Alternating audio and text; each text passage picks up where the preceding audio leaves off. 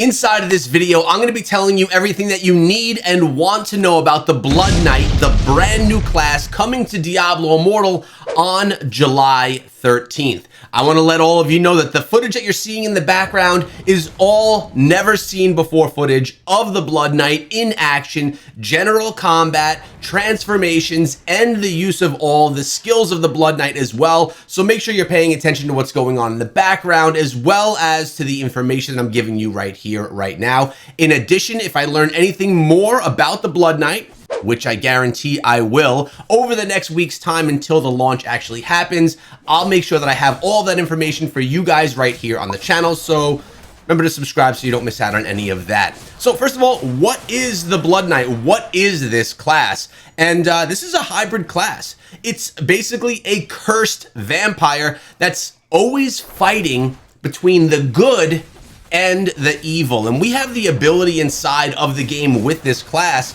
to summon the evil within us and take it to the battlefield, which is really cool. So having it be a melee character, but also hybrid, we're not just going to be like a barbarian or a crusader fighting right on top of the enemies, and we're not going to be like a wizard or a demon hunter always fighting at range. It's going to have some mixed opportunities here for some very different type of combat. And remember, this is the first new class that any Diablo game has had in nearly 10 years. I think that's amazing that they're introducing a new class inside of Diablo Immortal before they do it inside of Diablo 4. Just really good for Diablo Immortal itself, for all of us, you, me, Diablo Immortal fans. So let's talk about some of the skills. Now, if you watch the developer live stream, which I will be putting up some type of a video regarding that later on today or tomorrow, you've learned about two of those skills. I have more of them for you here. I gave you a good selection to give you an idea of what the Blood Knight is all about, as well as something about one of the primary attacks. So we learned about probably one of the most awesome skills, which was Abomination. This is going to transform you into that evil-ish monster, kind of like I spoke about earlier in this video. You're fighting that battle between good and evil. This is going to transform you into a grotesque, monstrous, devil-like creature that is going to have enraged abilities. It's similar to things that we know from the barbarian, I would assume, but you could actually dive into action with this rage power, destroying anything in your path. Probably going to be one of the most used skills inside of the game, kind of like Wrath of the Berserker for the barbarian, but it is one of many cool ones. Another one that we heard of was Siphon Blood, and if you haven't heard of it, well, welcome to the skill. This one is when you're going to be floating above your enemies, and you're going to be siphoning or sucking blood from all of the enemies, and this is going to essentially steal their health and give you their health. So this is another way, besides using health pots, to be able to heal yourself inside of the game utilizing this brand new class. I thought this was really cool. This is something that we haven't seen in any of the classes before, completely new, so I really like that. Now, I also mentioned a new primary attack, or a primary attack in general. This is going to be also showing the hybridness of the class. It's going to be you're going to be using a dagger, and when up close, you have a slash that you're doing, slashing with your dagger. But when at range, you'll actually throw the dagger to do damage as more like a ranged class would. This is really the first time we're seeing one skill with two different types of hybrid abilities be with that skill. Super exciting to get my hands on that and see what it actually feels like, if it feels powerful or if it's just something that has two options, but neither one is that good. We will see very soon.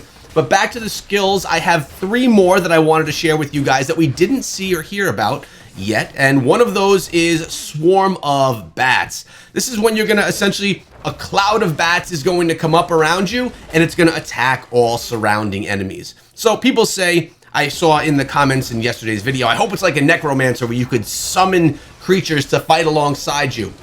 I wouldn't say that this is necromancer-esque, but it is summoning bats and they'll be fighting alongside of you. I thought that one was cool. Another one that we have is Skewer, where you're going to poke or impale your enemies, slam them to the ground on your spear, because the Blood Knight has a spear, of course, and then anything that's around you is going to be stunned because of that slamming, that shaking of the ground. And the other one that I want to share with you here today is Whirling Strike. With that spear, you will spin that spear around you and you'll do damage to all surrounding enemies that happen to be in your range. So that's a little, I don't want to say teaser, because I gave you some good details on what the class is going to be like, but I didn't give you all of the skills that the class is going to have at our disposal. I just shared with you kind of some of my favorite ones, or some of the ones that I thought were a little bit more original and unique.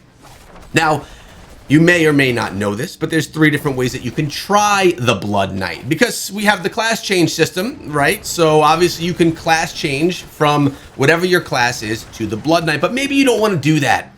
I'm rocking my big time barbarian that I'm in love with. What if I don't want to class change from the barb and slow that progress down for the time that I'm trying out the Blood Knight? Well, there's 2 other ways. One way is obvious. Start a new account. Start a new character, start from scratch, and completely relive the entire story of Diablo Immortal, which I haven't lived that story in a year, and I rushed it when I did. So it wouldn't be a bad idea for someone that's playing casually and wants to experience the game again from the start.